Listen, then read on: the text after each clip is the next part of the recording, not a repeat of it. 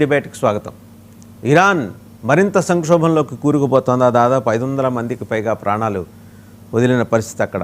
దాడులు, ఒక పక్కేమో ఖమైనీ వ్యతిరేక నిరసనలు, మహిళలు ఓపెన్గా బయటకు వచ్చేసి వాళ్ళు బురఖా తీసేసి నిరసన ప్రదర్శన చేయటం చాలా ఓపెన్గానే. అవన్నీ అంతర్జాతీయ మీడియాలో ప్రముఖంగా కథనాలు వస్తున్నాయి. అలాగే విజువల్స్ కూడా చూడొచ్చు. అండ్ దానికి తోడు మరోపక్క మసూద్ అజహర్ చేసిన సంచలన ప్రకటన, 1000 మందికి పైగా ఆత్మాహుతి బాంబర్స్ తన దగ్గర, సూసైడ్ బాంబర్స్ తన దగ్గర ఉన్నారన్నట్టు. ఇటు పక్కన ఉంచితే మరోపక్క ఇంకొక డెవలప్మెంట్, పాకిస్తాన్తో మనకున్న సంఘర్షణ అలాగే యుద్ధ వాతావరణం నేపథ్యంలో మన డిఫెన్స్ అమ్ముల పదిలోకి ఒక అత్యాధునిక మిసైల్ కూడా వచ్చేసింది. హైదరాబాద్లోని defence and research and development laboratory అత్యాధునిక పోర్టబుల్ యాంటీ ట్యాంక్ గైడెడ్ మిసైల్ని విజయవంతంగా పరీక్షించింది. సో అటు నాణానికి రెండు వైపులా ఉన్నట్టు డెవలప్మెంట్స్ అటు ఉన్నాయి, ఇటు ఉన్నాయి.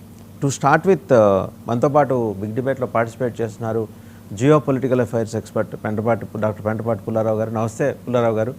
అలాగే రాజకీయ విశ్లేషకులు పాపారావు గారు, మరి కాసేపట్లో కల్నల్ పరమేశ్వర్, రిటైర్డ్ ఆర్మీ అధికారి, కార్గిల్ హీరో, వారు కూడా జాయిన్ అవుతారు. To start with doctor Pullarao గారు, ఇరాన్లో సంక్షోభం నానాటికి పెరిగిపోతుంది. 500 మందికి పైగా ఇప్పటివరకు ఉన్న సమాచారం ప్రకారం అనధికారికంగా 500 మందికి పైగా ప్రాణాలు వదిలిన పరిస్థితి.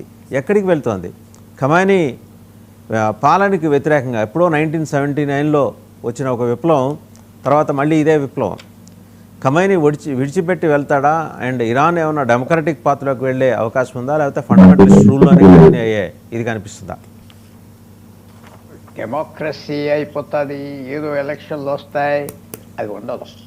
ఇప్పటి వరకు ఒక విశేషమైనది మిడిల్ ఈస్ట్, అరబ్ దేశాల్లో గవర్నమెంట్స్ ఎలక్షన్ తర్వాత ఇంకో గవర్నమెంట్ రావటం, ఏదో టునీషియాలో వచ్చింది అనుకుంటా, ఒక దేశం, చిన్న దేశం, బాగా యూరోపియన్ ఇన్ఫ్లుయెన్స్ ఉన్న దేశం.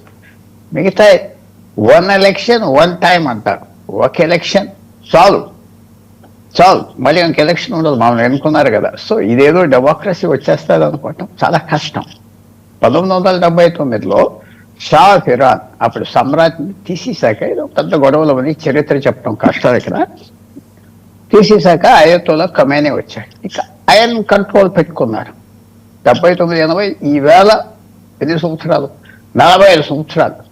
ఎలక్షన్ ఉండినా వాళ్ళే గెలుస్తున్నారు, జడ్జెస్ వాళ్ళే అపాయింట్ చేస్తారు, సైన్యం ఒక 9 కోట్ల జనాభాకి ఒక స్పెషల్ ఫోర్స్ కూడా ఉన్నది, 150,000 మంది స్పెషల్ ఫోర్స్ దేశంలో చూసుకుంటారు. అవన్నీ ఉండగా ఇదేదో మార్పు వచ్చేస్తుంది. అది మార్పు అనేది గవర్నమెంట్కి వస్తుందంటే నాకు కనపడదు. ఖమైనీ దిగిపోతాడా? ఇంకో అయతుల్లా వచ్చి నేను జాగ్రత్తగా ఉంటానంటాడా? ఫేస్ మారుస్తే వాడి మీద కోపం పోతుందంటే జరగదు. వెనుజువేలాలో కూడా మనం చూసిన ఏంటి, మడూరోనే ఆ గ్యాంగ్ తీస్తారు, కానీ ఆయన కింద వాళ్ళందరినీ ఉంచారు. ఎందుకంటే అమెరికా, యూరోప్ నేర్చుకున్నది ఏంటి, ఇరాక్లో సదాం హుస్సేన్ తీసేశాక 2003, 2004, 2005 correct year I don't remember, ఆయన జార్జ్ వాషింగ్టన్, కేయాస్ వచ్చింది. కేయాస్ ఇంకా అక్కడ నుంచి 3 దేశాలుగా విడిపోయింది. షియా, సున్నీ, కుర్దిష్, ఇంకా గొడవలు అయిపోయింది. ఐఎస్ఐ అక్కడే పుట్టింది. సో ఇవన్నీ చూసాక ఏదో ప్రజాస్వామ్యం వస్తుందని లేదు, నా వ్యూలో రాదు, అప్పుడే రాదు. ఇరాన్ చాలా ఇవాల్వ్డ్ సొసైటీ. ఇవాల్వ్డ్ అంటే మనం ఎంత పాతో దాదాపు అంత పాత. వాళ్ళ చరిత్రలో బ్రేక్ వచ్చింది, మన చరిత్రలో బ్రేక్ రాలేదు, చైనీస్ చరిత్రలో బ్రేక్ రాలేదు, సంస్కృతి. అందువల్ల ఫస్ట్ క్వశ్చన్కి ప్రజాస్వామ్యం రాదు.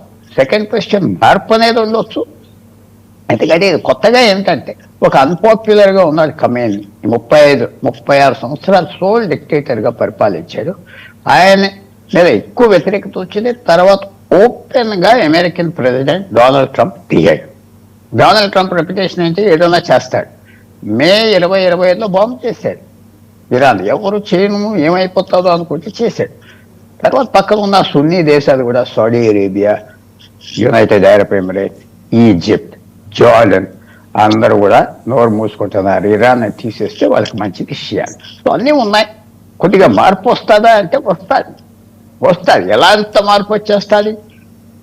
మార్పు వస్తే అమెరికా, యూరోప్ శాంక్షన్స్, అంటే ఇరాన్ ఆయిల్ అమ్మకూడదు ఎక్కడ అని ఉన్నది. ఇప్పుడు అది ఎత్తేస్తే ఇంకా చమురు ధర తగ్గిపోతుంది. అది భారతదేశానికి పెద్ద విషయం, పెద్ద గేమ్. సో వాళ్ళు వాచ్ చేయాలి. ప్రిడిక్షన్స్ కష్టం, కానీ రూట్ కనపడుతుంది. ఆ మేఘాల్లో రూట్ కనపడుతుంది. మార్పు వస్తుంది, కొద్దిగా పెద్ద ఏదో తీసి, అది కూడా డొనాల్డ్ ట్రంప్ ఒప్పుకుంటాడు, వీడిని తీసే ఇంకోటి పెట్టు మోడరేట్గా, అది ఇది అని. సో తప్పకుండా ఇది చాలా సీరియస్ అవ్వండి. బయట సాయం ఓపెన్గా ట్రంప్ చేస్తున్నాడు, వార్నింగ్ ఇచ్చాడు. ఈవేళ ఏమవుతుందో చూడాలి. వాళ్ళు మాట్లాడటానికి వస్తున్నారు అన్నారు. అంతా ఆయన వ్యాపారం ఏంటంటే రహస్యంగా కూడా మాట్లాడతాడు, బయటికి తెలియదు, ఎవరితో అయినా మాట్లాడతాడు. సో తప్పకుండా ఒక విశేషమైన పరిస్థితి ఇరాన్లో 79 తర్వాత ఈవేళ మనకి కలుగుతుంది.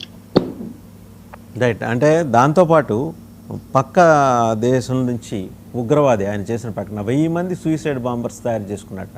చింత చచ్చిన పులుపు చావాలి వాళ్ళకి. అలా ఎక్కడి నుంచి తయారు చేసుకున్నాడు, ఈ ట్రైనింగ్ క్యాంపులు ఎక్కడిస్తున్నాడు, అండ్ మన మీదకి మళ్ళీ ఎగదోసే ప్రయత్నం. ఇప్పుడు వీళ్ళు ఐఎస్ఐకి ఫండింగ్ ఎలా వస్తుంది సార్?